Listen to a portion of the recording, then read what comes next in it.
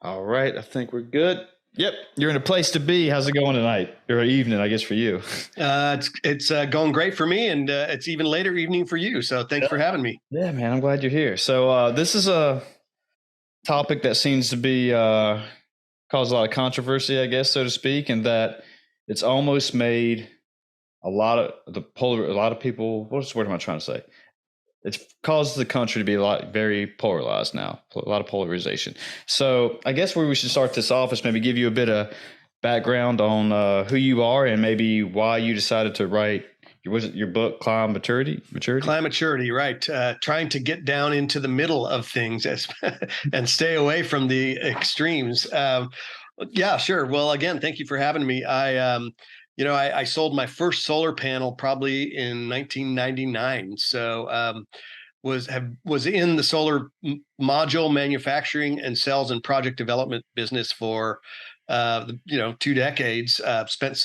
Did some work in electric vehicle infrastructure long before we actually even had any electric vehicles, and then some energy storage. So I spent now 23 years, I guess, working in clean tech and renewable energy. And I currently have a startup doing water conservation.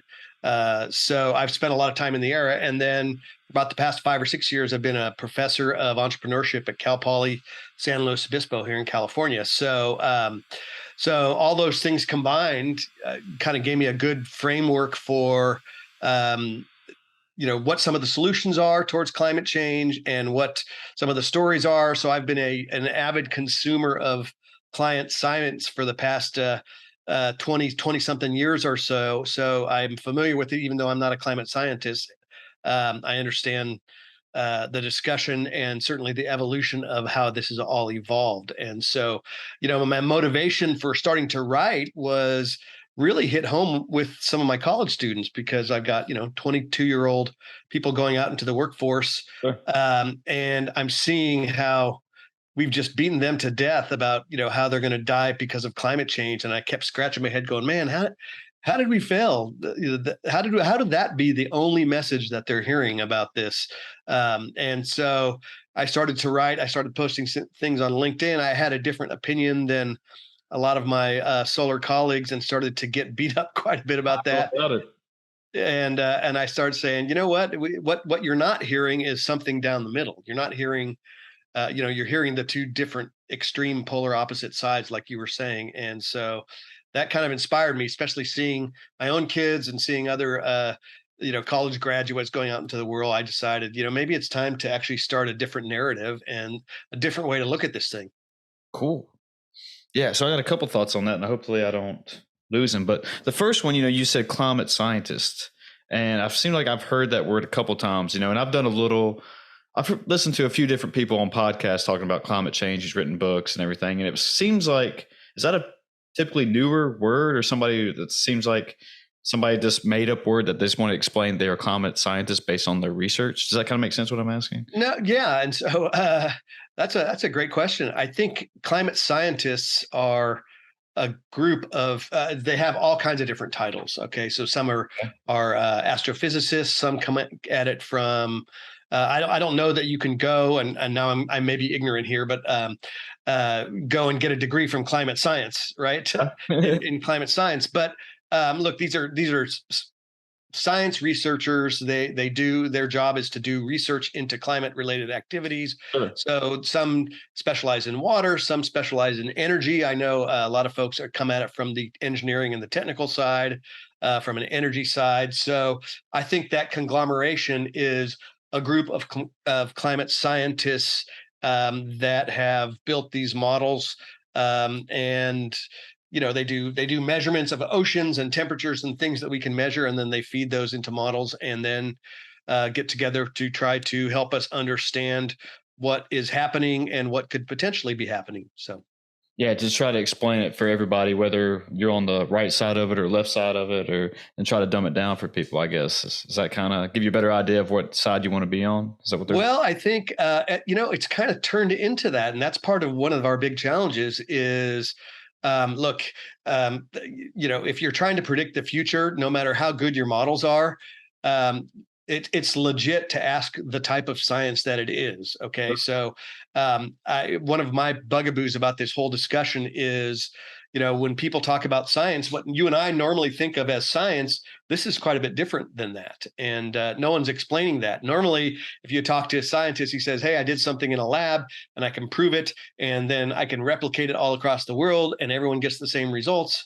And here's what's going on." Sure. This is not that at all, right? This is, you talk to 100 different scientists and you'll get 100 different answers. And so it's by very nature a different type of science. And one of the challenges is no one's standing up and talking about that. It's being blurred intentionally because it gives it some what's the word I'll use, gravitas, right? It makes us think of it as the kind of science that you and I understand. But this is quite a bit. This is a different thing.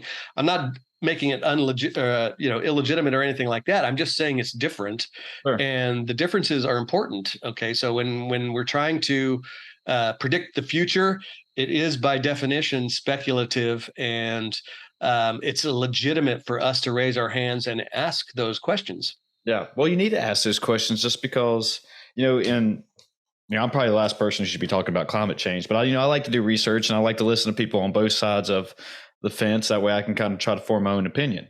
But it's one of those things, depending on the scientist or who's doing their research, they usually just pick out a couple different things and then they just go and blurb it out to the world on Twitter, social media, Yeah. in the universities or wherever. And then that's the side, they want to die on that hill without doing actually additional research. But I guess, another point that I wanted to make out was this seems not only happen in climate change or in this topic, but, in the food industry seems to be a bigger one too, where people can cherry pick information, propose like, I just finished reading a book called Sacred Cow and just talking about how, meat causes cancer. And then they just kind of cherry pick the studies and they form out there to show you why it does based on, I guess, who they worked for, the higher ups, or just whatever. You can make that data almost say anything you want it to if given the right, circumstances. Yeah, that's true. These days, this is kind of a tangent, but my opinion is our ability to capture data is now like it never has been before in our history, but our ability to process it is still kind of what it has been, right? So you got we're just flooded with amounts of data, just information, and yet we're still trying to figure out how to sort through it. So I think you can make whatever argument you want about most things these days. You can find some sort of statistics, Sure. and some group has done something.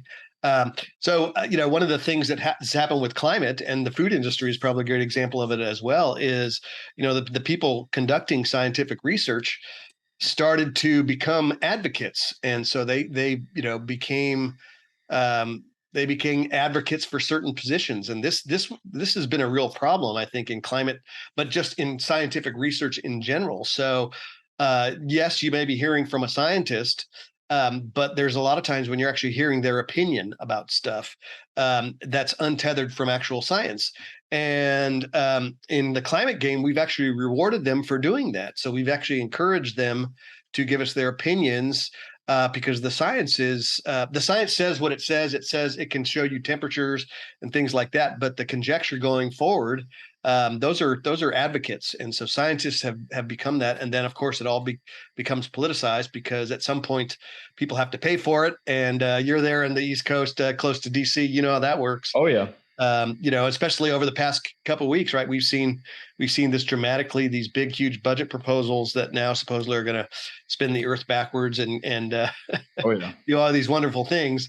But the reality is quite a bit different, I think. So going back a little bit, I know you said you first started doing this stuff in 99, kind of getting the Yeah. solar and everything. So when did really like global warming and climate change, was it the Al Gore type thing? Was that when it all started to become a huge, like this is a huge issue when you start thinking about this now?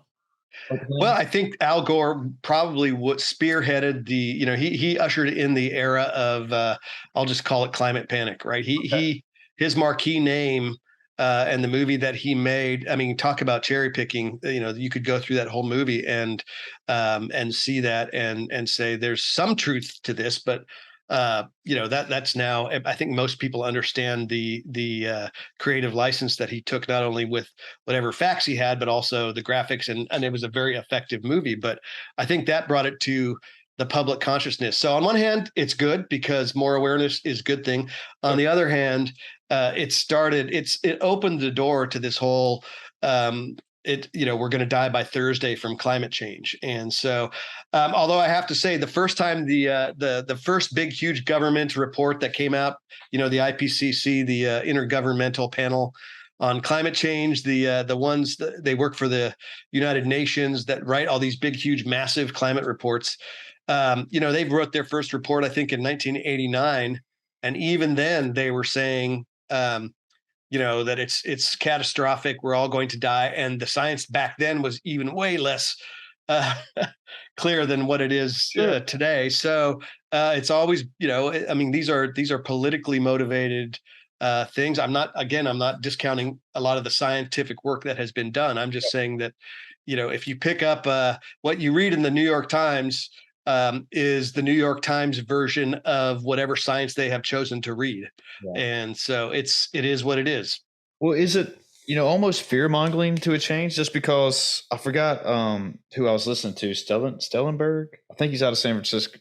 Oh, Schellenberger. Yes. Okay. And he wrote a book, and he got a lot of criticism and controversy from writing this book. And I think he made a couple key points saying, where people, I guess, back talking about in the 80s and saying, oh, it's going to get, wild and crazy, that, there'll be mass extinction. Gosh, I can't talk tonight.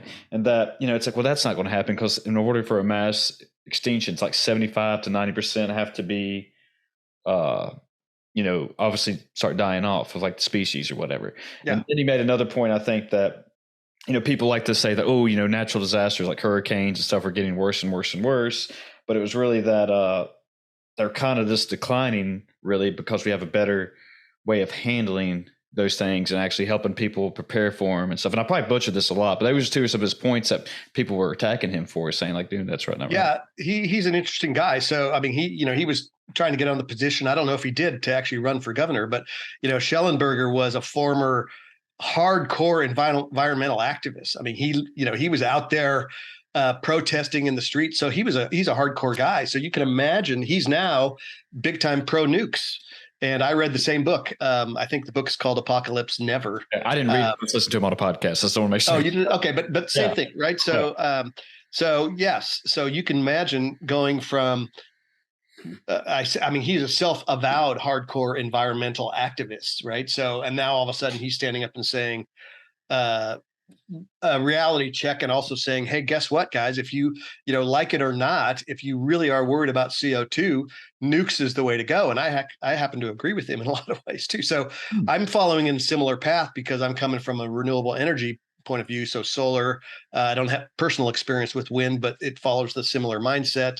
And then now batteries, and you can also say those are all worse to the environment, for the environment, than the nuclear or hydro.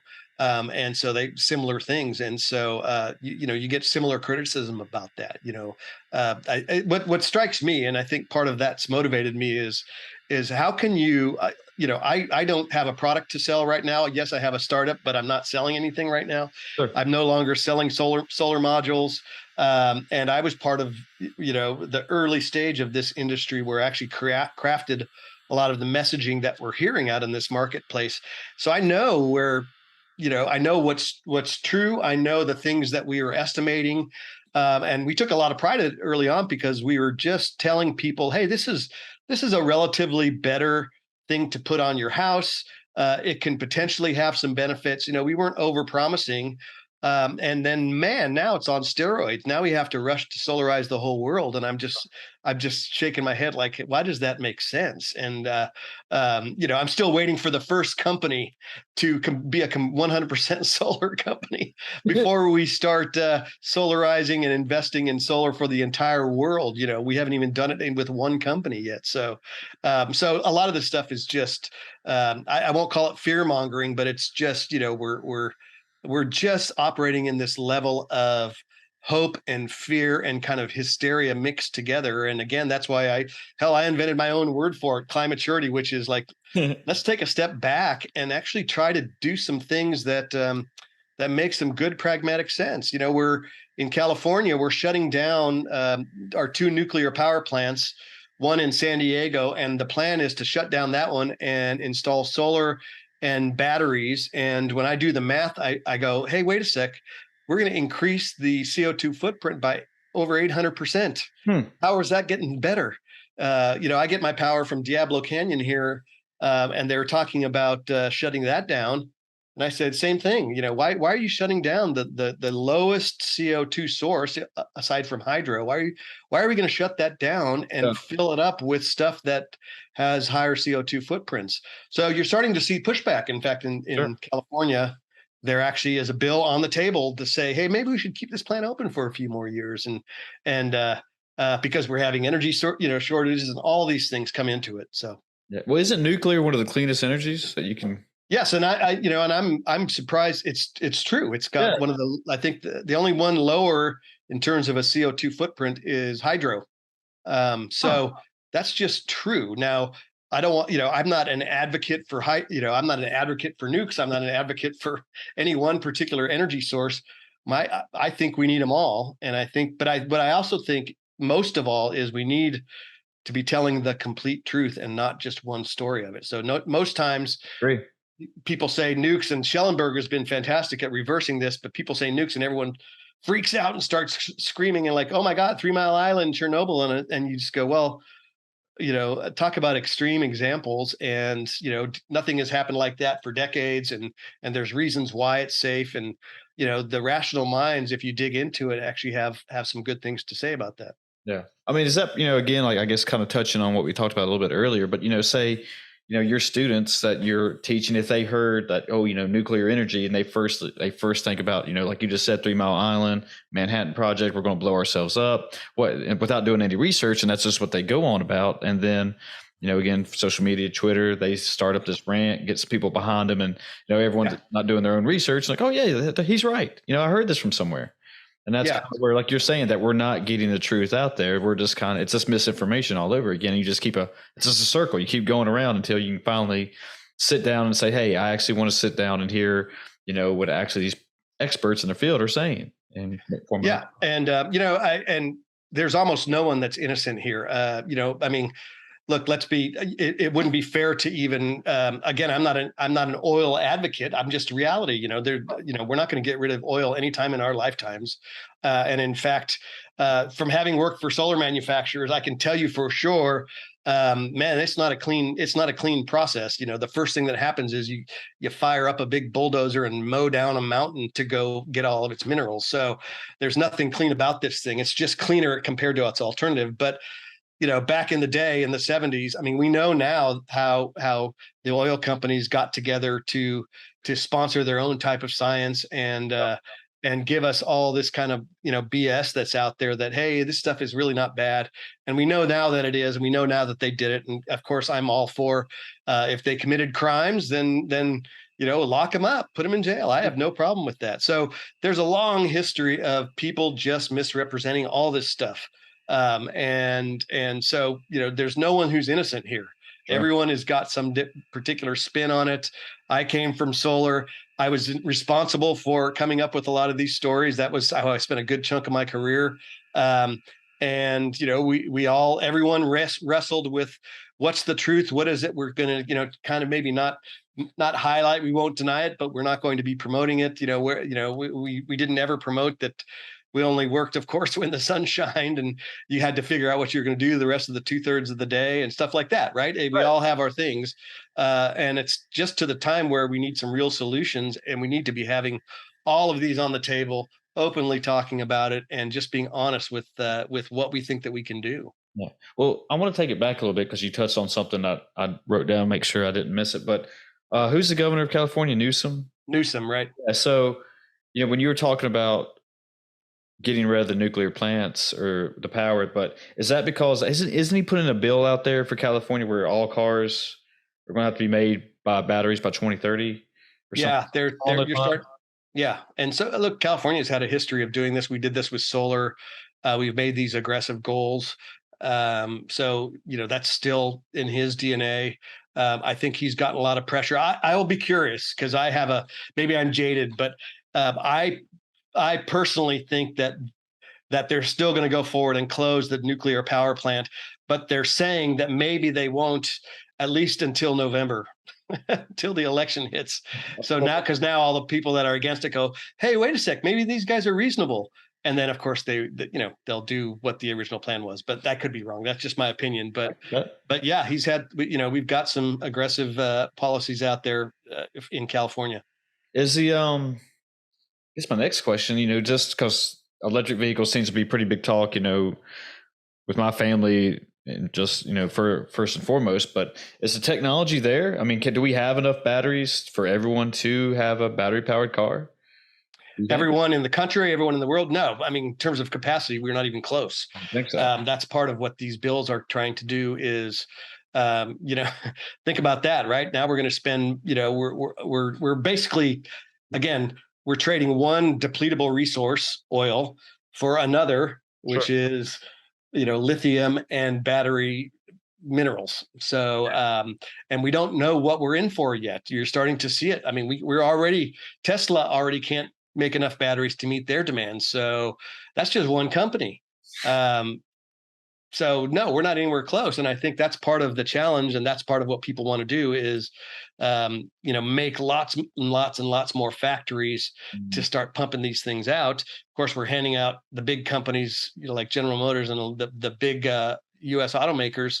We're giving them billions, if not trillion, maybe not trillions, but certainly lots and lots of billions to go off and do this. Sure. So the EVs to me are a personal bugaboo because one of the things I did when I researched my book was rank all of the different options that are out there according to dollars. So cheapest to most expensive in terms of the most effect it will have on CO2. So the ones that are the cheapest and have the most effect are at the top.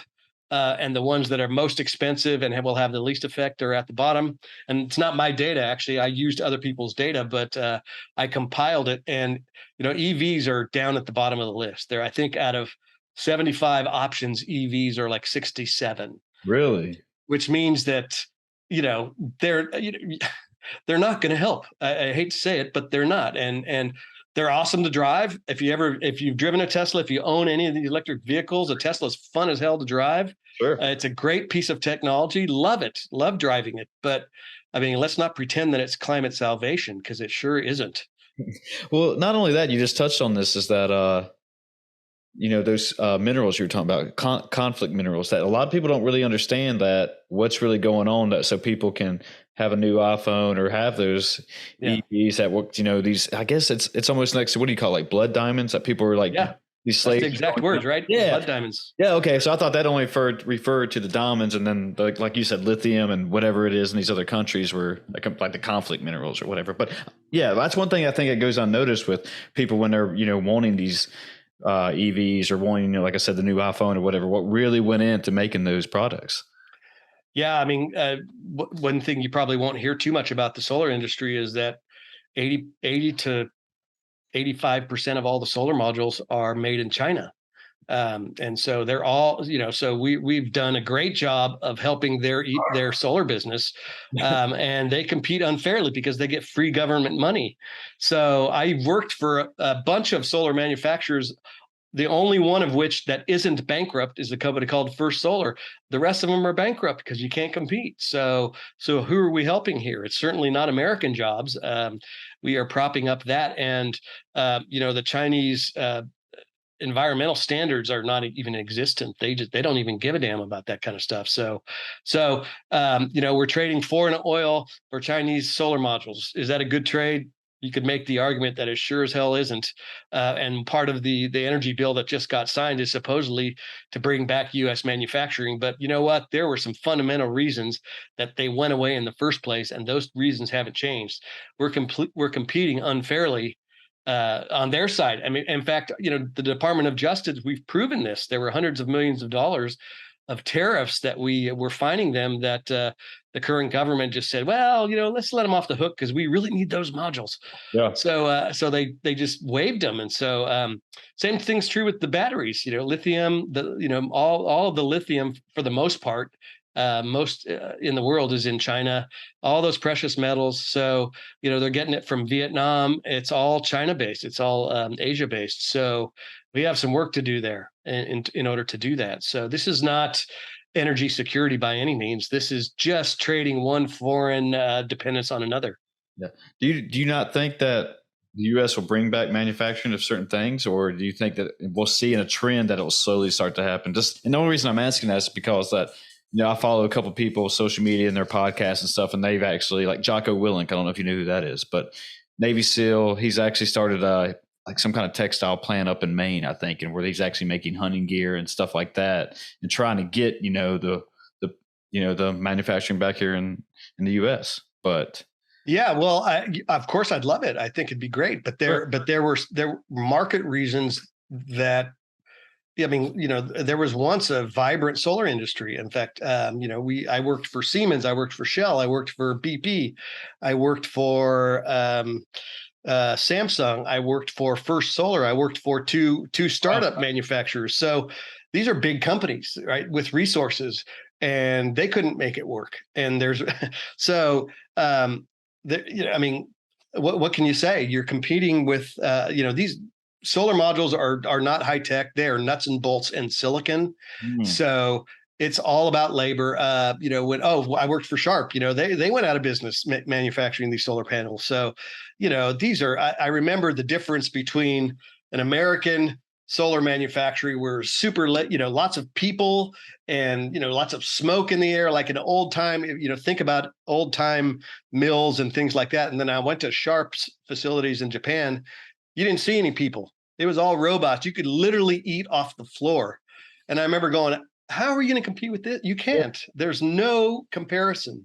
There is no comparison. So look, I would love to see manufacturing come back, but I just, you can't see how it's going to, I mean, you could maybe jumpstart a few a few plants, but how are you going to sustain this without massive government subsidies?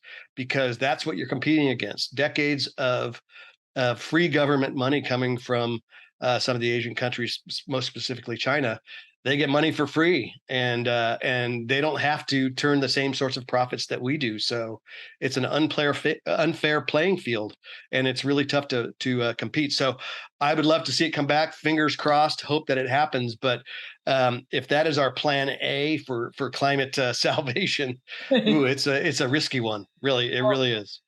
And I guess this might be changing the topic a little bit, but notice people are talking about, all those plants that used to give off what specific gases or whatever. And that, they didn't want them here in the first place just because they were killing the planet in that sense. But, and also all the fossil fuels and all the cars that were burning. But, Randall Carlson actually made a point that since 1980, and this is kind of going back to earlier what we were talking about, but like the Earth is 40% greener than what it was since 1980 or something like that.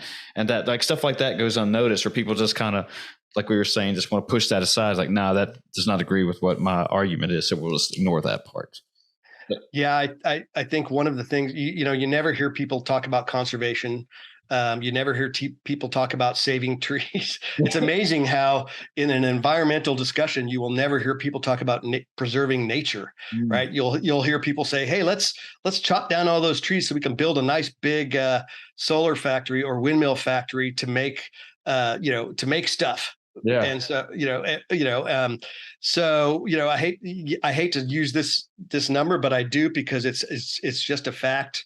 In 2020, U.S. curbed our emissions by 11%. Why? Because of COVID. People stayed home. We used less stuff, right? Sure. We just did stuff differently. And we did in 1 year what all these climate policies haven't been able to do. In 1 year, we did it. And we've spent billions upon billions to try to do it other ways. So, nature preservation, conservation, and then of course I call it the big A word, which is adaptation, right? All of these doomsday scenarios they absolutely assume that the planet's going to heat and bad things are going to happen over decades. And us humans are just going to stand there and do nothing. Yeah. Like all of a sudden we're going to be 40 years in a desert and go, damn, maybe I should have done something. Well, man, that just is ridiculous, right? I mean, that's just doesn't even, what can you say about that? It's just stupid. And Well, so isn't that one of the arguments that Miami's going to go missing in so many X amount of years? Yeah. Sea levels. Right. And so that was Al Gore's movie, right? He showed this awesome graphic that showed Manhattan's flooding and, people's, it's like, oh, come on, man. It's like, seriously, it's just nothing remote to that. Adaptation is going to be, regardless, people hate to hear this, but it's going to be the number one way that we mitigate climate change, because it just will be, because it's how we do it now. People aren't going to stand in the desert. Guess what they're going to do? They're going to go inside into air conditioning. Mm-hmm. That's adaptation. We have the ability to do it. I use New Orleans as an example. Katrina hit in 2007, hurricane category 4 or 5. Remember Katrina? We had this levee system.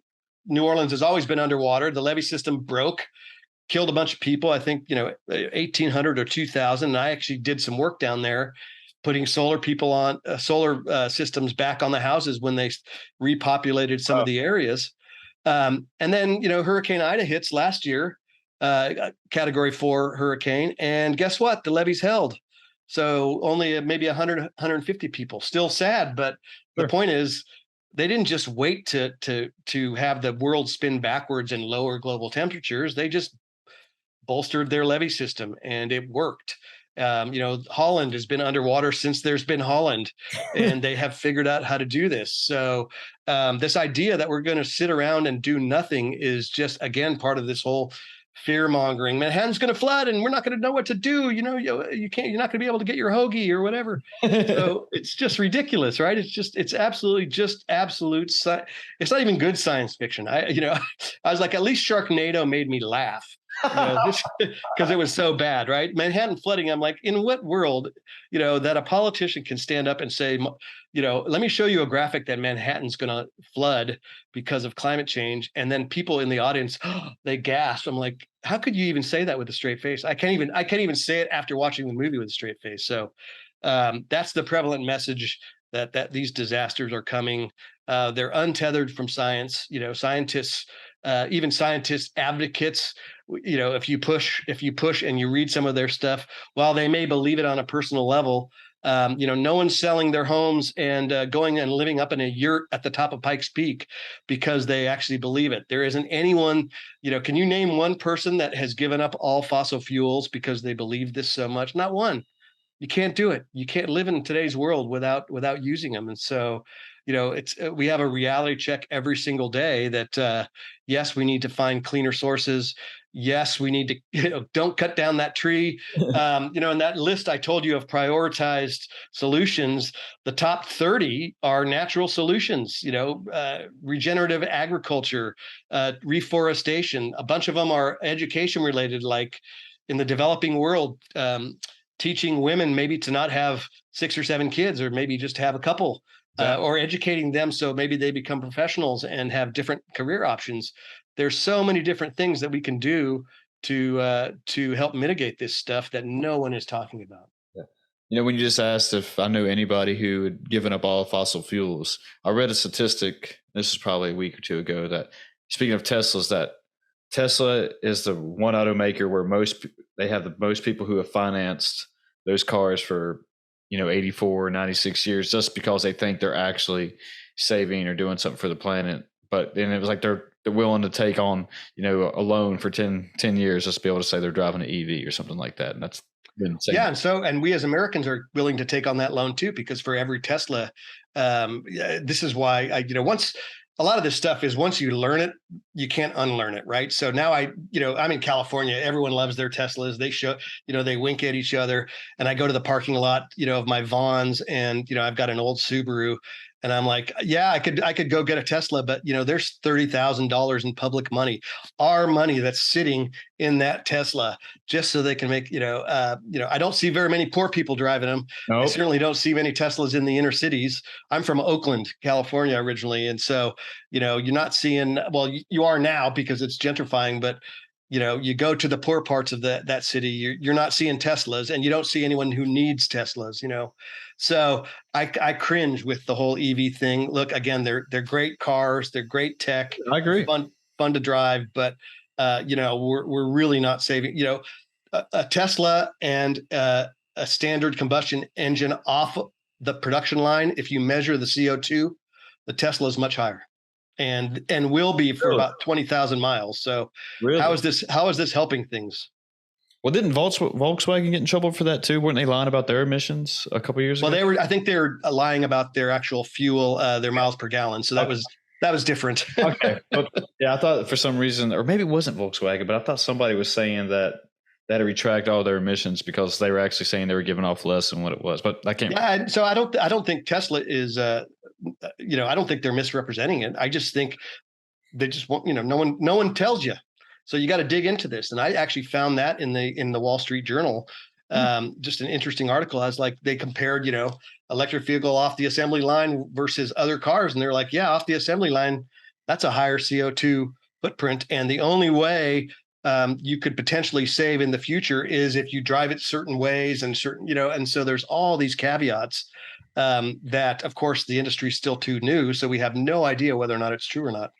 Well, here's a good question. When you were doing your research, did you have to be careful, of what sources you were getting it from? Just because of, like you said, the Wall Street Journal and, obviously, CNN and Fox News can be, left or right. I mean, did you have to kind of like, okay, well, I'll see their side of the point of view here and I'll look over here too. And it's, does that kind of influence you on your research?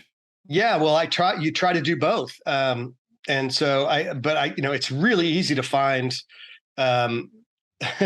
both extremes, right? Just type in oil and gas and you'll find all the supposed science that says there's nothing wrong and there's nothing to see here.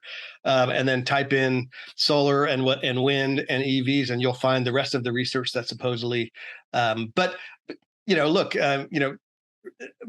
develop is a sense of, if you start looking for science and then also start looking for things that aren't science, it'll become obvious to you. So, look, read the New York Times, read the Washington Post, read the Wall Street Journal, hell, go all the way to the right, read Breitbart if you want, and look at the way things, are said. There's so many qualifiers. If this happens and if this does this, and hey, they cite unnamed scientific sources, right? There's almost none of this stuff that is actually tethered to real science. And even the big, huge IPCC reports that the UN group puts out, 3,700 pages and counting. It's just it's a gobbledygook of techno speak, and you really have to try. You have to search for it, and you can find it, but it's not easy, and that's part of the challenge here. Is this has been the dominion of climate scientists and really government policy wonks. And people like you and me aren't allowed to know anything more about it. We're not allowed to ask questions, but hey, we sure as hell are allowed to pay for it. Sure. Right. Good point. So I can't tell you how, this sort of a discussion gets people mad because, hey, you can't be asking these questions, right? You have to just accept it all as fact.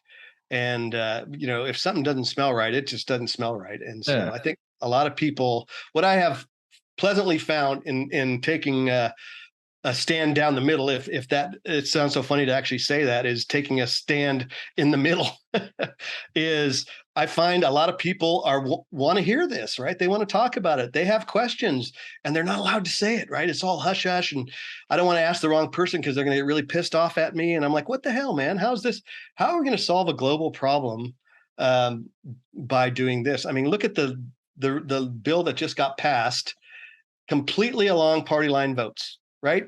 There wasn't one person who defected to the other side. Yeah. The vice president cast the right. So how is that going to work? Because come November, chances are this switches, and hey, guess what? We're back to where we were before, which is the other half will have a voice now, and they don't want any of this stuff.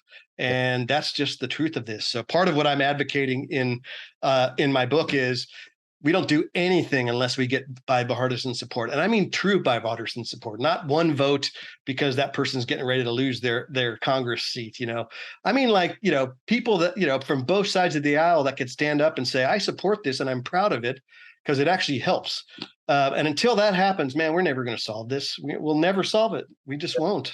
Yeah, I mean, just touching on that a little bit while you were talking, I was wondering that I think, I'm generally speaking, of course, but I think the majority of people want to be just told what to do.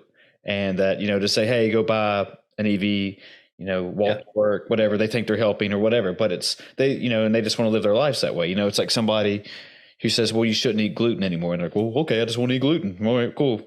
But it's just like, but then you get people who do ask the questions, it's like, why? It's like, well, that doesn't make sense. Let's figure this out. Is this really, really, really good?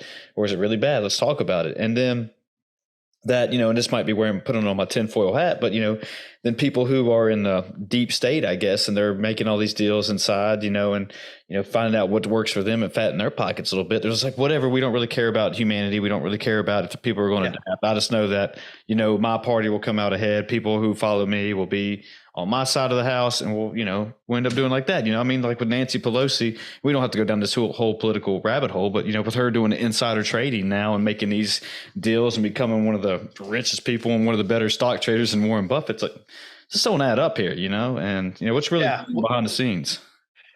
Yeah, well, I'm still trying to figure out how Joe Biden, who spent his 49, 50 years as a public servant, has made so much money. Yeah. Right. But look, I mean, that's a whole, how corrupt is politics? Only lots, right? So that's a whole different discussion. And, I'll say this, I'm a conservative. But that worked in a mostly progressive industry for 25 years, 23 years. So, solar, wind, all of renewable energy is very liberal. And so, but again, what united, it didn't matter. We were doing good things. We weren't lying. We weren't over promising. I'd say the first 10 years where solar really hit the ground was really fantastic. And we knew what we were doing. It was accepted. It works. It works great where it's supposed to work. And where it now has all turned kind of sour, at least in my mind, is when we start completely ignoring where some of our shortcomings are and promoting these at all costs. And then, I just always say this, when you start scaring kids and then taking pride in scaring kids, and doing it intentionally. I mean, I can show, journalism schools they're writing blueprints for how you demonize people who don't believe like them. They come up with the words, they're saying if someone is you can't call them a denier, you have to call them a client science denier, similar to what we did with the Holocaust denier, right? So, I mean, this is communications warfare. And so when you start doing that and you start, you scare the hell out of kids and then put them on magazines covers and go, look how awesome this is. Isn't this fantastic? I'm like, all right, time to call bullshit. Time to start saying this is uncool. Scaring kids is uncool. Let's just everyone say it. Start there. That is uncool. And creating a whole generation of kids who are going out there. I'm talking to these kids, hundreds of them. They're 22 years old and they actually think that they may not be able to have kids. Right, because of the climate change. I'm like, how incredibly stupid is that? We have failed them. I personally have failed these kids by allowing these things to get out there. And so I take it personally. I take a responsibility that we got to get we at least have to start a different narrative, because it's just not like that. It's just not like that. The two extremes are not going to happen. The rational people will prevail. I still firmly believe that. I still am crossing my fingers. I think that we're going to ultimately get back to that. And, that's just my hope. And that's why I started down this path. To your point, and I pulled this up on my phone because it reminded me of it. But do you know, you ever listen to the podcast? It's called Breaking Points. I have, yes. Yeah. So Cigar, who he is. People, if you don't know who he is, I can't remember. Is he the liberal or conservative? I can't remember. But anyway, it's two of them. And he actually reposted this post from CBS Mornings. I guess it was our tweet. But it says, today's children are 30% less aerobically fit than their parents were at their age, a new study found. It says the study points to climate change and rising temperatures adversely affecting childhood obesity as children spend less time exercising outdoors. It's like, what? Yeah. Like, what? I mean, come on now. I mean, you're going to tell me that climate change kids are going to be fit because of that? It's like, wow. It's I did a tally in my book. I just over the past 2 years, I've just been collecting some of the crazy stuff that people. So there's this new thing called, we talked about sort of the fluffiness of climate science, and I'm just going to call it that. It's a soft science. Modeled science is a soft science. Sorry, it just is. It's a far cry from being able to prove gravity and things like that. So it's different. It's legitimate. It has its role. It's meant to help push our thinking forward, but it's not empirical. It doesn't prove stuff. It actually just shows us different pathways that could potentially happen.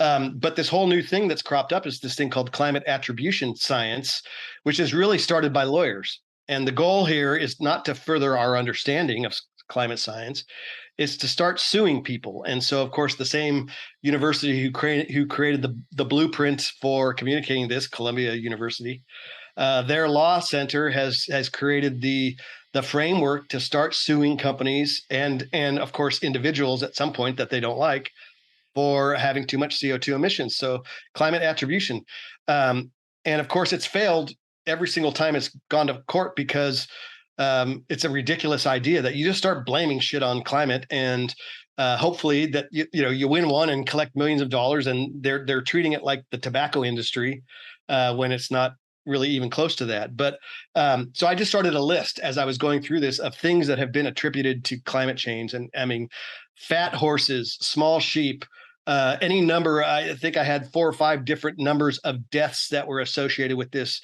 There was something called Boy Scout tornado deaths, where Boy Scout troops were dying because of tornadoes and they were blaming it on climate change. Poverty, bad grades, obesity, just name it. I mean, it's just I call it the climate change attribution train, right? We're just big old long train and we're just throwing stuff inside. It doesn't matter if it's true. Just blame it on climate change because maybe if it sounds ominous enough, you can get some money to help go solve it. So it's just run amok. It's just run amok. So you don't have to answer this if you don't want to, or we can cut this out. But being a professor, in California, I mean, do you have a lot of criticism coming your way? Even with I work in higher education too, in which I guess can be said that it's mostly probably very liberal. Yeah. But I mean, do you get a lot of? Yeah, I guess that's my question. Though, do you get a lot of criticism for advocating and talking about this, and and being a professor at a university? Yeah, I think I don't get criticism. I think academics are notoriously nice people, and so I am not I'm not a full tenured professor. So I'm also a little bit different. So if I was out publishing, I published the book on my own because I wanted to be free to say what I wanted to say. Yeah. The opinions that grew out of my experience in the industry. Probably would have been different if I had done it under Cal Poly's visor and said, I'm going to publish something on climate change. I'm sure I would have had to toe the line on that. So that's part of why I did it this way. Most people are, amazingly, again, this goes to it. There's very few people who could sit down with you and discuss details and debate them. Most people will do what most people do, which is they hide behind the news media reports. Sure. Some have found some science and they say, well, what do you say about this? And I'll say, well, I read it and here's what it says, and so let's have that discussion. And that typically has it go away. And then there's been a couple times where I go, I probably misread that wrong. And I was wrong about that. And that's also one of the things here. It's such a hot button issue is no one really wants to talk about it because they also don't want to be wrong. And especially coming from my point of view, where I have so much experience in the industry, if I'm wrong, I potentially could look bad, but it's like, what the hell, man, we have to do it. We have to figure this stuff out because it's an important thing. I've never said climate is not happening, climate change. I've never said I'm a denier. I'm not a denier. But I'm also not a climate deather. I don't believe we're going to die by the weekend, right? No. And so I'll just firmly write down the middle of this. I think that it's something we actually have to tell the truth about. We actually have to solve. And so when I get into discussions, whatever discussions I get with some other academia, it usually goes along that lines. We got to be doing this together. And I think that tends to resonate. If I if I'm in a group of people who think politically like me, I could probably wax on about all kinds of different opinions, but that's just a different group. I also, like I said, I worked for 25 years in mostly a progressive industry, and we had all kinds of discussions. People were open to it. There was never an issue because we had common goals. Sure. And so I still believe in that. I still believe that people from all walks of life and all walks of the aisle can join together to solve real world problems. And I still believe in it. And I guess that's why I wrote this book in the hope that we can all craft a new narrative and be able to just do what we're doing, is have a conversation among smart people who care about stuff. And that can only be good, right? It can only help things. I agree 100%. Yeah, you said that very well. And just that, I've always had that thought, and I guess I've kind of stole it from other people that I've listened to, is that, it's one of those things that, you're always going to have people who are on one side or the other, but, we're in the United States, and, we're going to have, if we can put our differences aside, if there is an issue, we can sit here and we can work it out and we can fix it no matter what it is. We can just, stop being so, like you said, everyone wants to be right. I get that, just, I don't know if that's just human psychology or what, but everyone wants to be right. They don't want to be told they're wrong. But yeah, I mean, if we could just go ahead and put that ego aside, when together we can do something. I've been wrong. I'm going to be wrong. I think that's just part of it. Again, when you're out there trying to interpret and give opinions about science, it's something as complex as climate science. I did something in my book that I just invented. I said, I'm just going to invent a Marc Cortez invention that I'm going to call a science-ometer. And I'm just going to rank things that I've read. And I'm going to give this, something that you can prove is a 10, something that all you're hearing about is in the media and it's just hysteria, I'm going to give a 0. And it's just a way to relatively rank what you're reading about certain things. And is it wrong? Sure. Is it a way to frame discussions? Of course. That's what I'm an entrepreneur. I teach entrepreneurship. I teach these tools all the time. I teach students how to evaluate unknowns and put them in comparative context. So we have to do that. These are things that we have to do in order to solve this problem. Well, Mark, I think we should take it home on that right there. That's a good way to take this or end this one. So if people want to find you, if they want to find the book, if they want more information or anything you want to plug, my book is Climaturity. So I invented a word, climate and maturity together with no E in the middle. Climaturity.com is really specifically about the book, but I'm on LinkedIn myself, my personal profile, and I talk about climate change issues just across the board and different things. And so and I'd love to connect with whoever would like to discuss anything and all things. I'm open to lots of different discussions. I love trading ideas. Have you and last question, I guess, have you done a podcast or would be willing to do a podcast if somebody, obviously who was on the other side of the fence wanted to come on and do a podcast? I haven't done it. I'd love to. I would absolutely love to. And I've had a couple people propose, an interesting thing. Wouldn't you love to see Al Gore in a debate about this stuff? Yeah. I mean, refuses to do debates, has always refused. But I remember John Stossel was an anchor for, what was it? One of the Dateline or something like that. Is a conservative. And just was dying to get Al Gore on in a live debate. Let's do a debate. What's wrong with that? Why can't we get climate scientists in front of Congress and do this exact thing, just like we did with the impeachment over a Russian phone call over the past few years? Right? We can do it if we want to. So I would love to have this discussion. I really would. So it'd be a lot of fun, and it's certainly worth doing. Yeah. So I agree. I think a lot of people would get out of that, and I know I'm one of those people who would love to listen to something like that. I don't know about mediate it, but I'd love to hear what both sides are, and again, one of those things that form my own opinion and sit down and see what the facts are. So yeah, cool. Well, Mark, thanks for doing this. Thanks for being here, man. I enjoyed this. Chris, thank you so much. Good luck with everything, and I appreciate the time. All right, bye, people. We're gone. Bye.